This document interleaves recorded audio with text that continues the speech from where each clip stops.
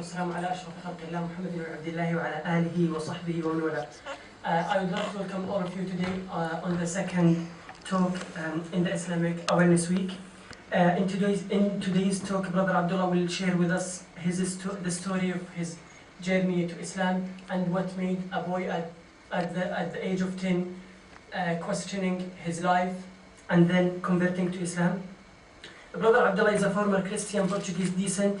He embraced Islam at a young age after a period of study that started when he was 10 years old.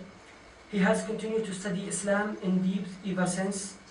He has a long experience in working in the Muslim community and his activities involved studying and talking extensively on Islamic revivalism, theology and philosophy. He has delivered talks throughout the UK at Community Centre University College and appearance on various TV programs. Currently, he's a member of the Muslim Debate Initiative. Please welcome Brother Abdullah.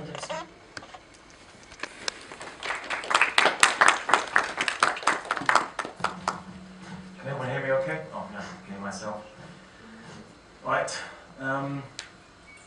Just get started.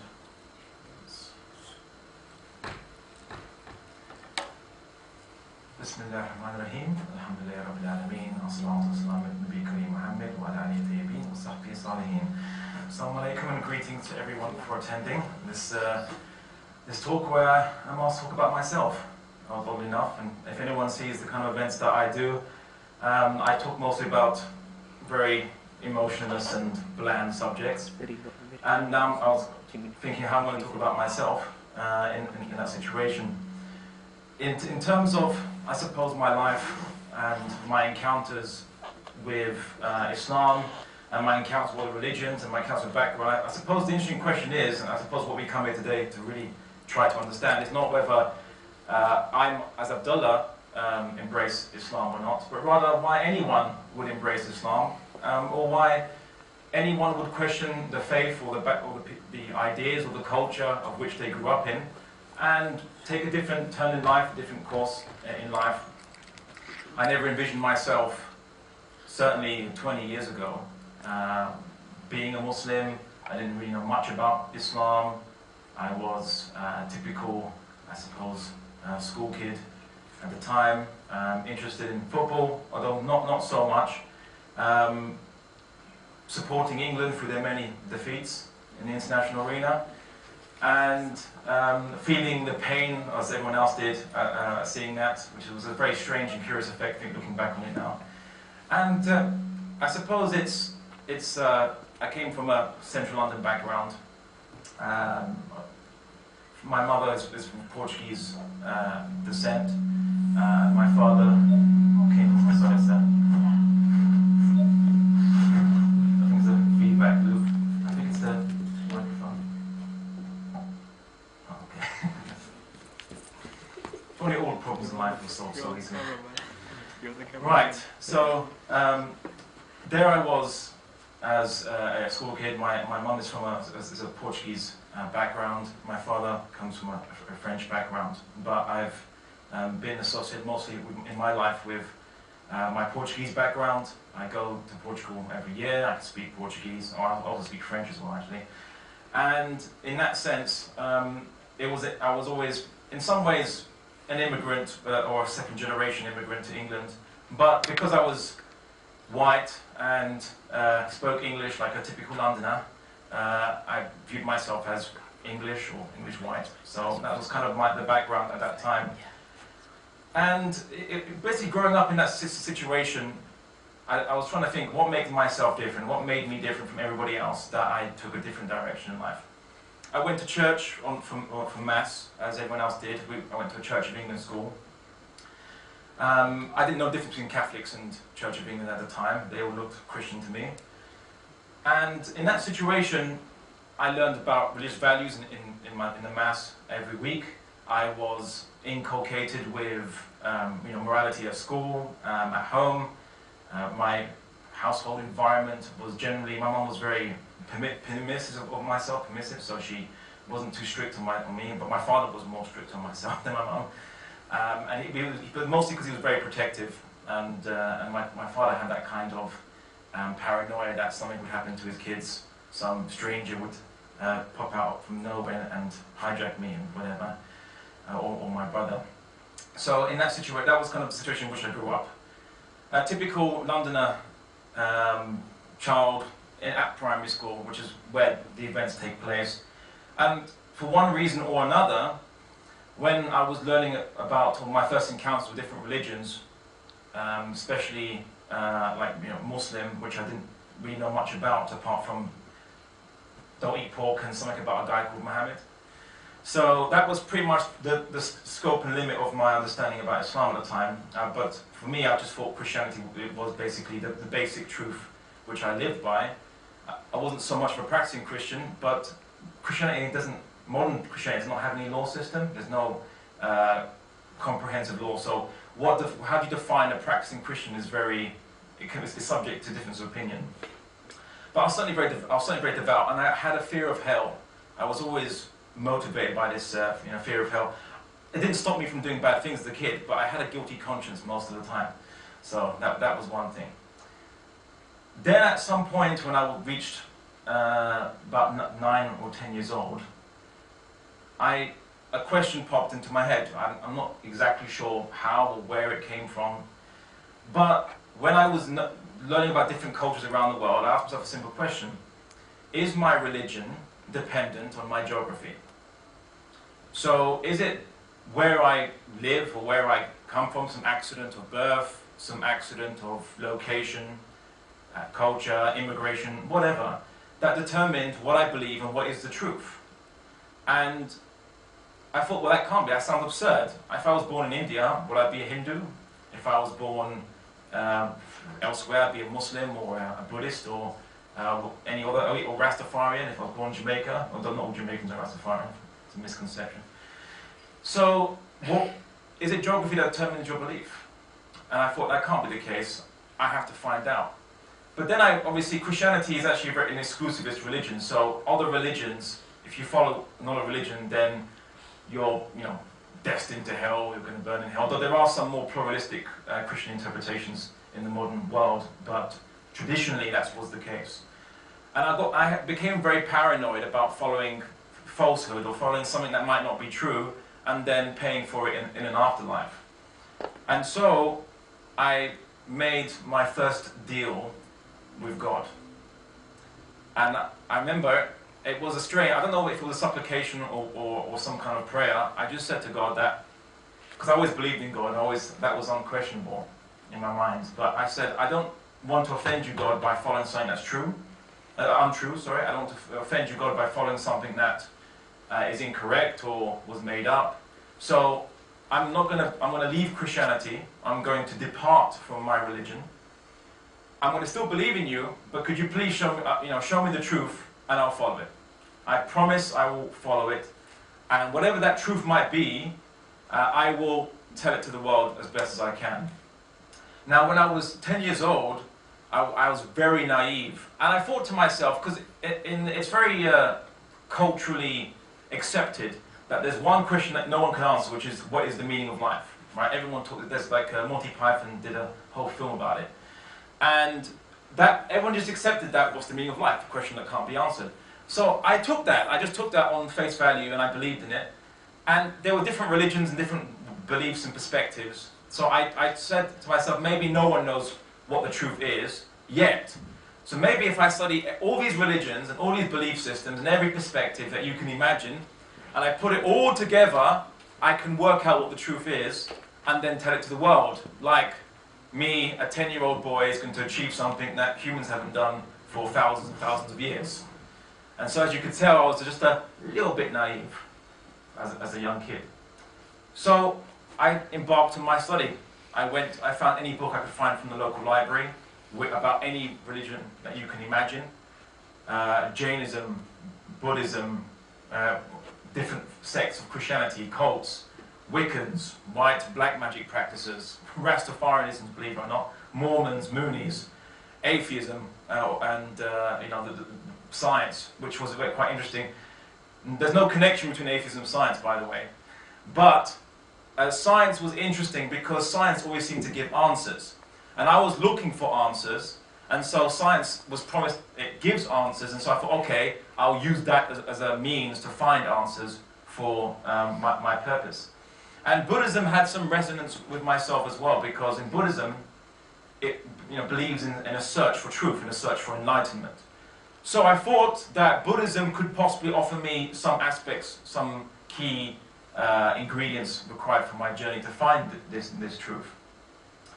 And all the while around me, at the time, this was in the 90s, in the early 90s, there was this massive backlash against racism at the time. So there was a lot of liberal campaigns ongoing against racism. And it got so fanatical at the time that people who weren't racist, or weren't being racist, even in my class, got paranoid that they were racist. And for example, a friend in my class was looking at some black and white cartoons in a newspaper, and to delineate a person of brown skin or black skin, they had lines drawn, shading lines. Every artist knows the shading lines. And the guy said, oh, they've got these lines on this person's face. That's racist. And it's like, they were going absolutely paranoid. And I started to kind of take a step back from society at the same time. And I saw that there was something terribly wrong about the society I was living in. That humans seem to be prone to paranoia, to making each other miserable in that society, that people have the freedom to make each other miserable, to frustrate each other, to compete with each other. You had to fit into social norms, and fine, I could fit into those social norms, but I started asking myself a question, why should I fit into those social norms? How do I know that's the right way to live? It doesn't make people any happier. People seem to be in a chaotic mess, and hurting each other, affecting each other, being selfish, self-centered. It was a lot of questions. I was questioning both what is the truth, what is out there, what's the meaning of life, and also how should we live as human beings? What is the purpose of, how do we organize ourselves, and how do we manage that crazy, chaotic animal called the human being? So I was asking all these kind of questions at that time, and I became more and more aloof from my classmates, and I became more and more aloof from, I suppose, the common enjoyments of that society, being a young kid and doing the things that young kids do.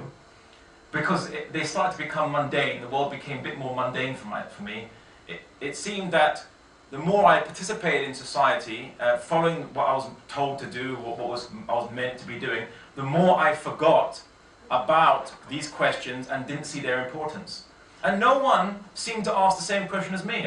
It was strange. I thought something wrong with me.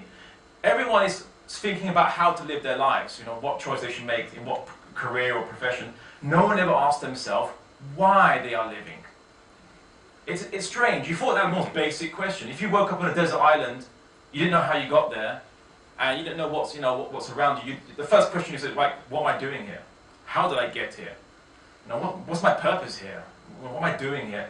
No one asks themselves the question. Everyone just accepts what society tells them is what you should be doing. You should be enjoying life, living life to the max. A very self-centered view. And this is in obviously the modern Western context. And it was that I started to have some issues with. Now, to be fair, a lot of my personality at the time was a product of the society I was born into. I was a product of that society. I had the same viewpoints as a lot of people, the right and the wrong, and the good and the bad, and so on. It was very similar, but I just started to ask questions.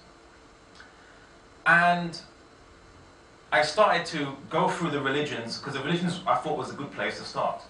Religion's trying to give you a why, explain why things exist, what you're doing here, and so I thought, okay, I'll start with that, and that eventually, when I know what the why is, then I can go to how society could be organized to be better, because it didn't feel right. Something about society it wasn't natural. There was something, human beings weren't meant to be in this circumstance. It wasn't natural.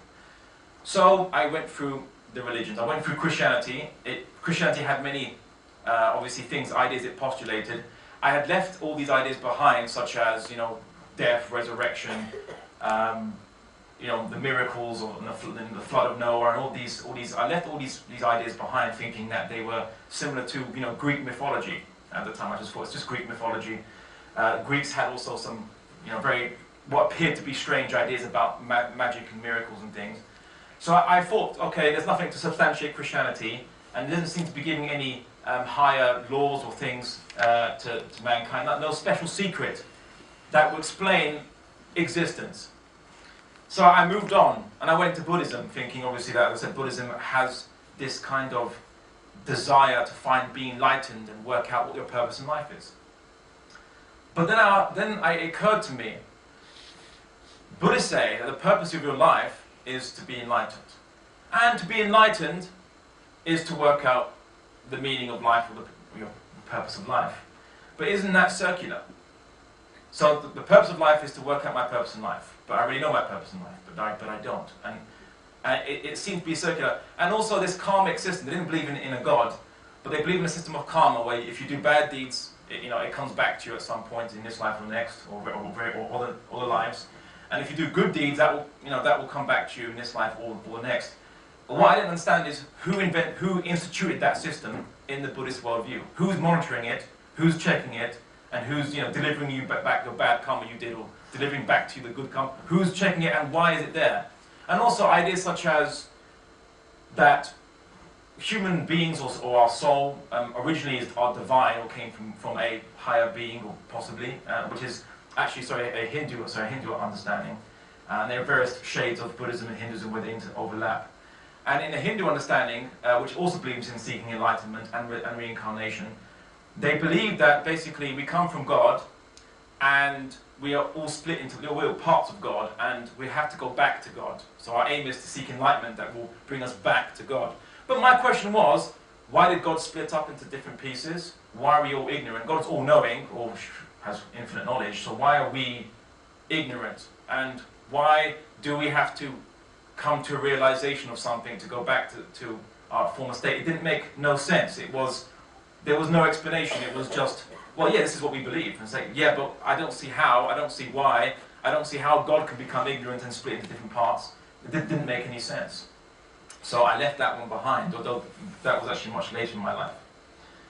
And then I came to all these different, cults and beliefs about magic and black and white magic and Wiccan beliefs and various pagan cults.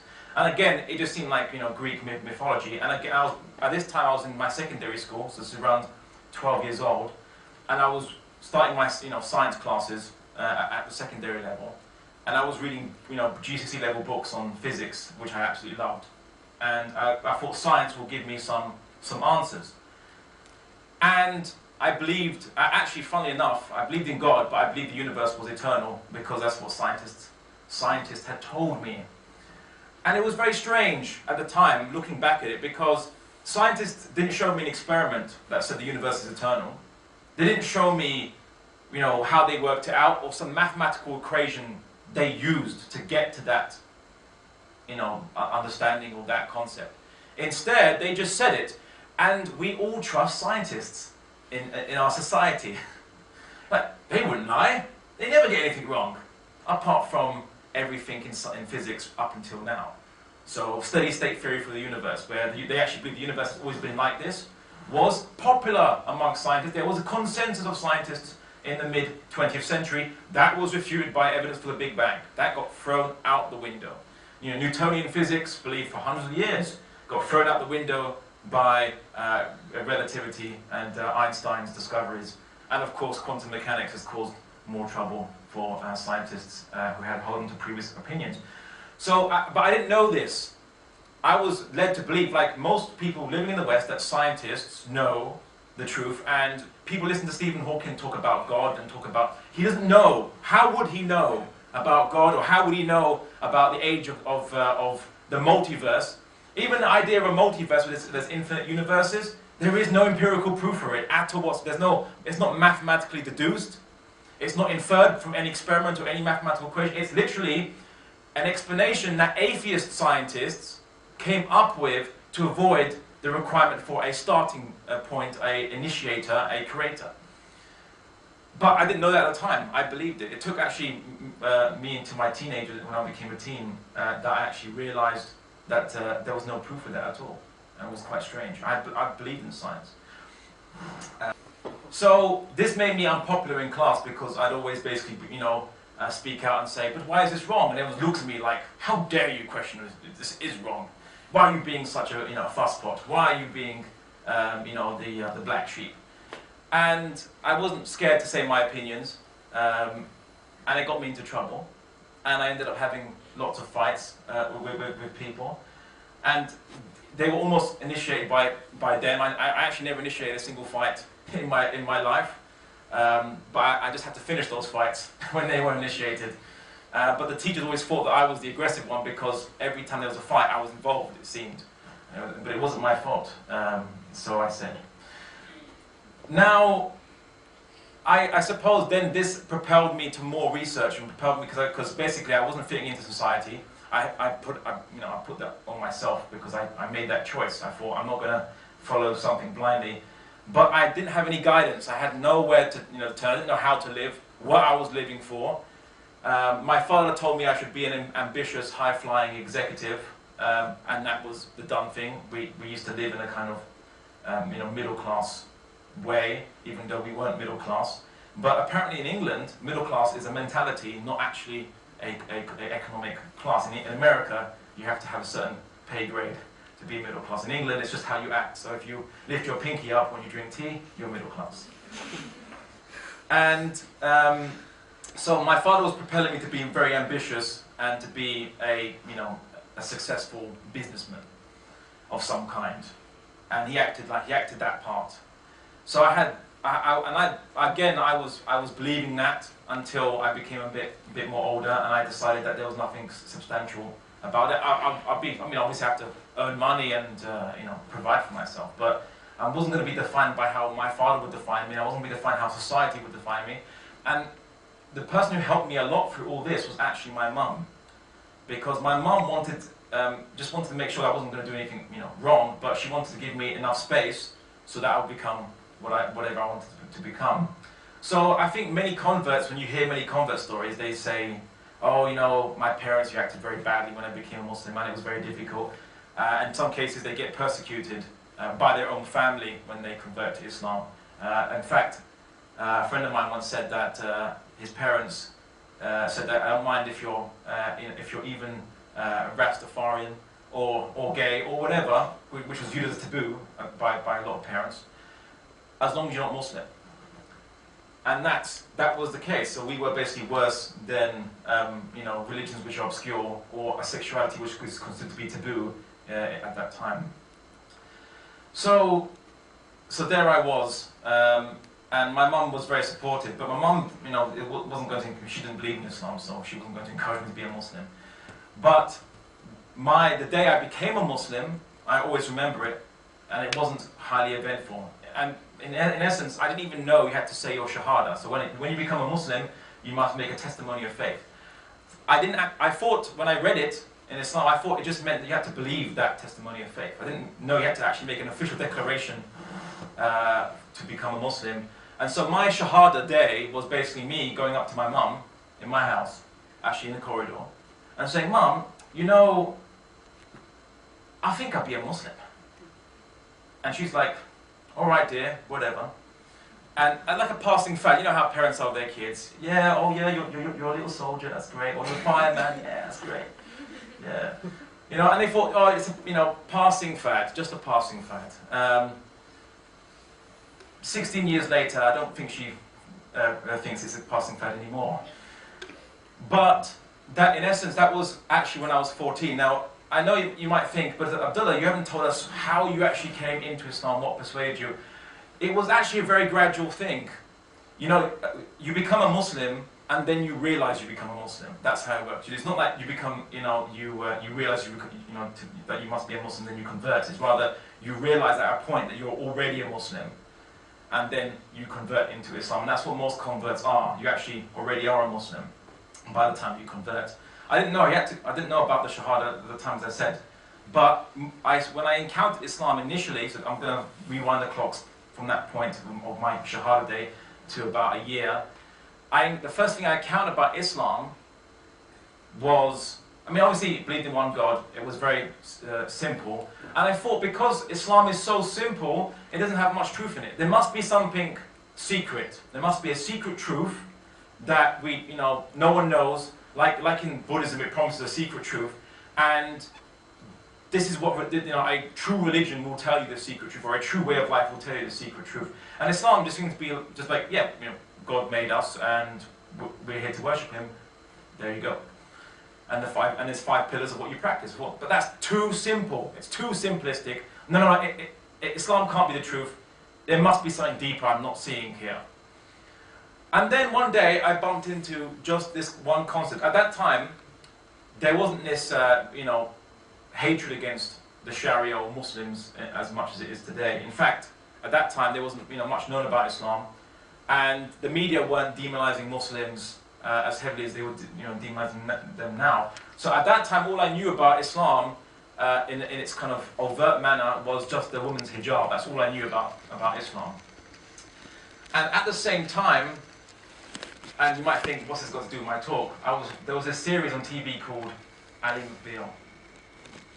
Now you're thinking, how the hell am I going to connect Ali McBeal to Islam and my conversion story? Well, I thought to myself, why does Islam want women to wear hijab? What's the purpose? What's it trying to achieve? I mean, religion, as I was told by my society, is a spiritual matter. So why is Islam now putting forward a social political regulation? What's it trying to achieve with this? It's very odd. I don't see religion doing that. And so I thought about it. And this is how I work. I try to think about it until it makes sense. And then it occurred to me, because I was watching Ali McBeal, maybe not the time I was watching Ali McBeal, and that's my dark secret. I watched Ali McBeal when I was younger. I've since repented from that. I realized Ali McBeal was all about sexual politics in the office. It was all about sexual tension, and it's all funny. It's about how these hilarious situations play out with sexual tension in the office. And I realized something, that it seems to me that what Islam is trying to look at, or try to achieve, is to eliminate sexual tension and sexual politics from society, so that people could go out into society and work and do their job, and not have to think about how they're going to chat their workmate, or how they're going to seduce their boss or their secretary or whatever.